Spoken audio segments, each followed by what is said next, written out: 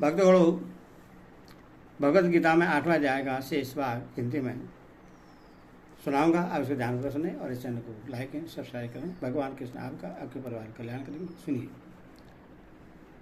जो अव्यक्त अक्षर इस नाम से कहा गया है, उसी अक्षर नाम अव्यक्त भाव को परम गति कहते हैं तथा जिस सनातन अव्यक्त भाव को प्राप्त होकर मनुष्य वापस नहीं आते, वह मेरा परम धाम है। यहाँ अव्यक्त और अक्षर पद किसके वाचक हैं? जिससे पूर्व श्लोक में सनातन अव्यक्त भाव के नाम से और 8वें तथा 10वें श्लोक में परम दिव्य पुरुष के नाम से कहा है, उसी अतियज्ञ पुरुष के वाचक यहाँ अव्यक्त और अक्षर पद है। परम गति शब्द किसका वाचक है? यहाँ परम विशेषण होने से यह भाव है कि जो मुक्ति सर्वोत्तम प्राप्त वस्तु है, जिसे प्राप्त कर लेने के बाद और कुछ भी प्राप्त करना शेष नहीं रह जाता, एवं जिसके प्राप्त होते ही संपूर्ण दुखों का सदा के लिए अत्यंत अभाव हो जाता है, उसका नाम परम गति है। इसीलिए जिस निर्गुण निराकार परमात्मा को परम अक्षर और ब्रह्मा कहते हैं, उसी सच्चिदानंद घन ब्रह्मा का वाचक परम गति शब्द है। यहाँ परम धाम शब्द किसका वाचक है? और उसके साथ अव्यक्त अक्षर तथा परम गति की एकता करने का और जिससे प्राप्त होकर वापस नहीं आते, इस कथन का क्या अभिप्राय है? भगवान का जो नित्य धाम है, वह भी सच्चिदानंदमय दिव्य चेतन और भगवान का ही स्वरूप होने के कारण वास्तव में भगवान से अभिन्न ही है। अतः यहाँ परम धाम शब्द भगवान के नित्य धाम, उनके स्वरूप एवं भगवत धाम, इन सभी का वाचक है। अभिप्राय यह है कि भगवान की नित्य धाम की, भगवत धाम की और भगवान के स्वरूप की प्राप्ति में कोई वास्तविक भेद नहीं है। इसी तरह अव्यक्त अक्षर की प्राप्ति में तथा परम गति की प्राप्ति में और भगवान की प्राप्ति में भी वस्तुतः कोई भेद नहीं है।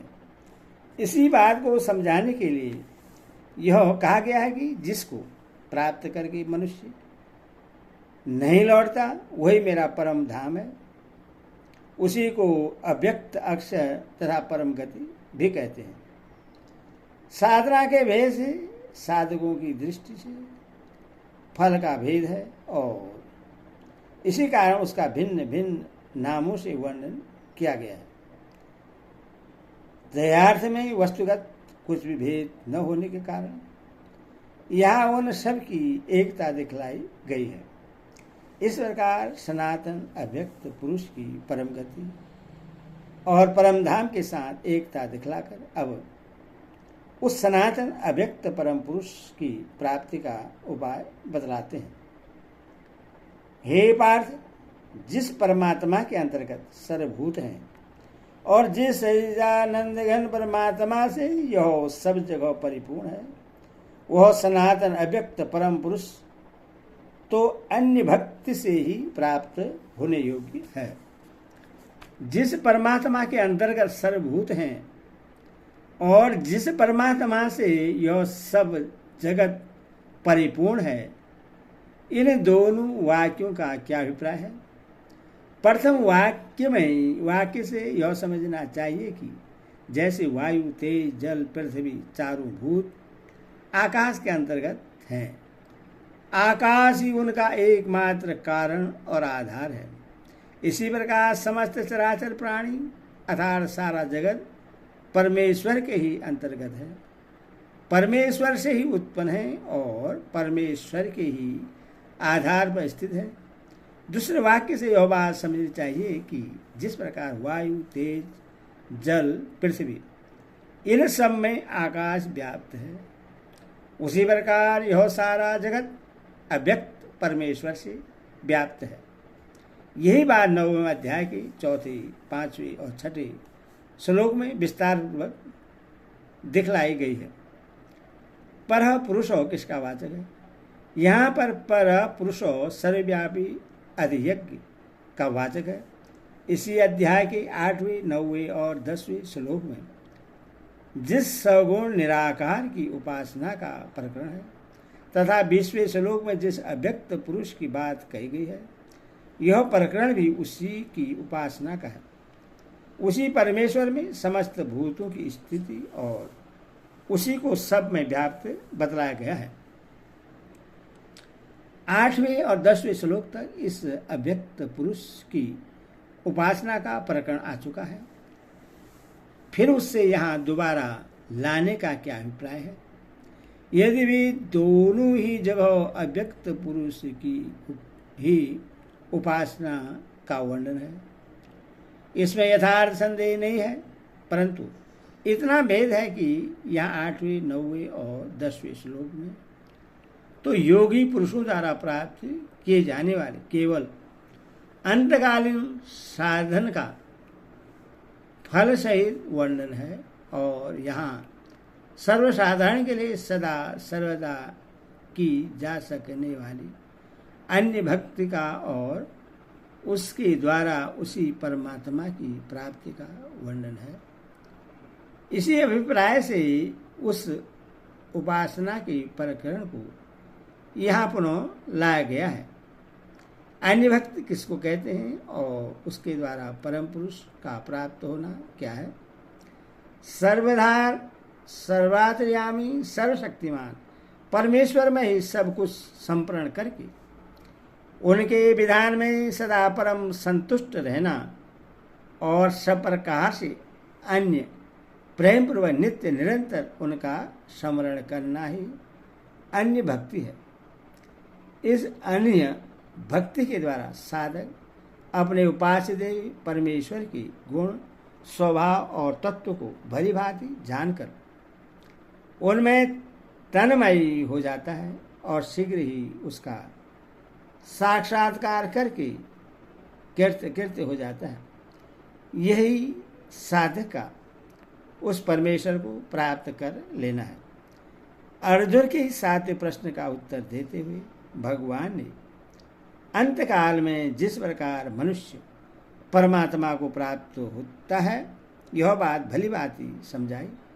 प्रसंगवश यह बात भी कही कि भगवत प्राप्ति न होने पर ब्रह्मलोक तक पहुंचकर भी जीव आवागमन के चक्कर से नहीं छूटता, परंतु वहाँ यह बात नहीं कही गई है कि जो वापस न लौटने वाले स्थान को प्राप्त होते हैं वे किस रास्ते से और कैसे जाते हैं, तथा इसी प्रकार जो वापस लौटने वाले स्थानों को प्राप्त होते हैं वे किस रास्ते से जाते हैं। अतः उन दोनों मार्गों का वर्णन करने के लिए भगवान प्रस्तावना करते हैं। हे अर्जुन, जिस काल में शरीर त्याग कर गए हुए योगी जन तो वापस न लौटने वाली गति को, और जिस काल में गए हुए वापस लौटने वाली गति को ही प्राप्त होते हैं, उस काल को यथार्थ दोनों मांगों को कहूँगा। यहाँ काल शब्द किसका वाचक है? यहाँ काल शब्द उस मार्ग का वाचक है जिसमें कालाभिमानी भिन्न भिन्न देवताओं का अपनी अपनी सीमा तक अधिकार है। यहाँ काल शब्द का अर्थ समय मान लिया जाए तो क्या हानि है। 26वें श्लोक में इसी को शुक्ल और कृष्ण दो प्रकार की गति के नाम से और 27वें श्लोक में श्रुति के नाम से कहा है। वे दोनों ही शब्द मार्गवाचक हैं। इसके सिवा अग्नि, ज्योति हो और धूम हो पद भी समयवाचक नहीं है। अतः 24वें और 25वें श्लोक में आए हुए तंत्र पद का अर्थ समय मानना उचित नहीं होगा। इसीलिए यहाँ काल शब्द का अर्थ कालाभिमानी देवताओं से संबंध रखने वाला मार्ग मानना ही ठीक है। यदि यही बात है तो संसार के लोग दिन शुक्ल पक्ष और उत्तरायण के समय मरना अच्छा क्यों समझते हैं? लोगों का समझना भी एक प्रकार से ठीक ही है, क्योंकि उस समय उस कालाभिमानी देवताओं के साथ तत्काल संबंध हो जाता है, अतः उस समय मरने वाला योगी गंतव्य स्थान तक शीघ्र और सुगमता से पहुंच जाता है। पर इससे यह नहीं समझ लेना चाहिए कि रात्रि के समय मरने वाला तथा कृष्ण पक्ष में और दक्षिणायन के 6 महीनों में मरने वाला अर्च मार्ग से नहीं जाता, बल्कि यह समझना चाहिए कि चाहे जिस समय मरने पर भी वह जिस मार्ग से जाने का अधिकारी होगा उसी मार्ग से जाएगा। इतनी बात अवश्य है कि यदि अर्थ मार्ग का अधिकारी रात्रि मरेगा तो उसका दिन के अभिमानी देवता के साथ संबंध दिन के उदय होने पर ही होगा। इस बीच के समय में वह अग्नि के अभिमानी देवता के अधिकार में रहेगा। यदि कृष्ण पक्ष में मरेगा तो उसका शुक्ल पक्षाभिमानी देवताओं से संबंध शुक्ल पक्ष आने पर ही होगा। इसके बीच के समय में वह दिन के अभिमानी देवता के अधिकार में रहेगा। इसी तरह यदि दक्षिणायन में मरेगा तो उसका उत्तरायण अभिमानी देवता से संबंध उत्तरायण का समय आने पर ही होगा। इसके बीच के समय में वह शुक्ल पक्षाभिमानी देवता के अधिकार में रहेगा। उसी प्रकार दक्षिणायन मार्ग के अधिकारी के विषय में भी समझ लेना चाहिए। यहाँ योगिन पद का प्रयोजन का क्या अभिप्राय है? योगिन पद के प्रयोग से यह बात समझनी चाहिए कि जो साधारण मनुष्य इसी लोक में एक योनि से दूसरी योनि में बदलने वाले हैं या जो नरकादि में जाने वाले हैं, उनकी गति का यहाँ वर्णन नहीं है। यहाँ जो शुक्ल और कृष्ण इन दो मार्गों का वर्णन का प्रकरण है, वह यज्ञ, दान, तप आदि शुभ कर्म और उपासना करने वाले श्रेष्ठ पुरुषों की गति का ही वर्णन है। प्रायतः पद का क्या अभिप्राय है और भगवान यहाँ वक्ष्यामि पद से क्या कहने की प्रतिज्ञा की है? परियादः पद जाने वालों का वाचक है। जो मनुष्य अंतकाल में शरीर को छोड़कर उच्च लोकों में जाने वाला है, उनका वर्णन करने के उद्देश्य से इसका प्रयोग हुआ है। जिस रास्ते से गया हुआ मनुष्य वापस नहीं लौटता और जिस रास्ते से गया हुआ वापस लौटता है, उन दोनों रास्तों का भेद है। वे दोनों रास्ते कौन कौन से हैं तथा उन रास्तों पर किन किन का अधिकार है। वक्ष्यामि पद से भगवान ने इन सब बातों के कहने की प्रतिज्ञा की है। पूर्व श्लोक में जिन दो मार्गों का वर्णन करने की प्रतिज्ञा की गई है, उनमें से जिस मार्ग में गए हुए साधक वापस नहीं लौटते, उसका वर्णन पहले किया जाता है।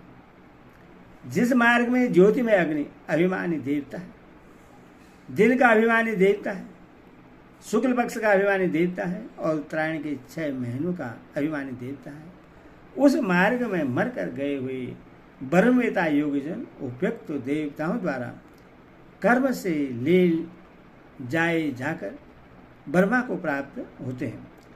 ज्योति और अग्नि ये दोनों पद किस देवता के वाचक हैं तथा उस देवता का स्वरूप क्या है, उक्त मार्ग में उसका कितना अधिकार है और वह इस विषय में क्या करता है। यहाँ ज्योतिपद अग्नि का विशेषण है और अग्निपद अग्नि अभिमानी देवता का वाचक है। उपनिषदों में इसी देवता को अर्थ कहा गया है। इसका स्वरूप दिव्य प्रकाशमय है।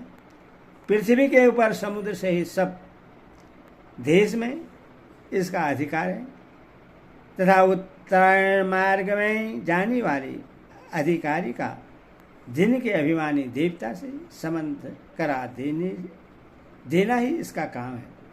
उत्तरायण मार्ग से जाने वाला जो उपासक रात्रि में शरीर त्याग करता है, उससे यह रात भर अपने अधिकार में रखकर दिन के उदय होने पर दिन के अभिमानी देवता के अधीन कर देता है, और जो दिन में मरता है उसे तुरंत ही दिन के अभिमानी देवता को सौंप देता है। अहपद किस देवता का वाचक है, उसका क्या स्वरूप है, उसका कहाँ तक अधिकार है एवं वह इस विषय में क्या करता है। अहपद दिन के अभिमानी देवता का वाचक है। इसका स्वरूप अग्नि अभिमानी देवता की अपेक्षा बहुत अधिक दिव्य प्रकाशमय है। जहाँ तक पृथ्वी लोक की सीमा है, अर्थात जितनी दूर तक आकाश में पृथ्वी के वायुमंडल का संबंध है, वहाँ तक इसका अधिकार है। और उत्तरायण मार्ग में जाने वाले उपासक को शुक्ल पक्ष के अभिमानी देवता से संबंध करा देना ही इसका काम है। अभिप्राय यह है कि उपासक यदि कृष्ण पक्ष में मरता है तो शुक्ल पक्ष आने तक उससे यह अपने अधिकार में रखकर, और यदि शुक्ल पक्ष में मरता है तो तुरंत ही अपनी सीमा तक ले जाकर उससे शुक्ल पक्ष की अभिमानी देवता के अधीन कर देता है। यहाँ शुक्ल पद किस देवता का वाचक है, उसका कैसा स्वरूप है, कहाँ तक अधिकार है एवं क्या काम है। पहले की बात ही शुक्ल पद भी शुक्ला पक्षाभिमानी देवता का ही वाचक है। इसका स्वरूप दिन के अभिमानी देवता से भी अधिक दिव्य प्रकाशमय है। भूलोक की सीमा से बाहर अंतरिक्ष लोक में, जिन लोकों में 15 दिन की दिन और उतने ही समय की रात्रि होती है, वहाँ तक इसका अधिकार है। और उत्तरायण मार्ग से जाने वाले अधिकारी को अपनी सीमा से पार करके उत्तरायण के अभिमानी देवता के अधीन कर देना इसका काम है।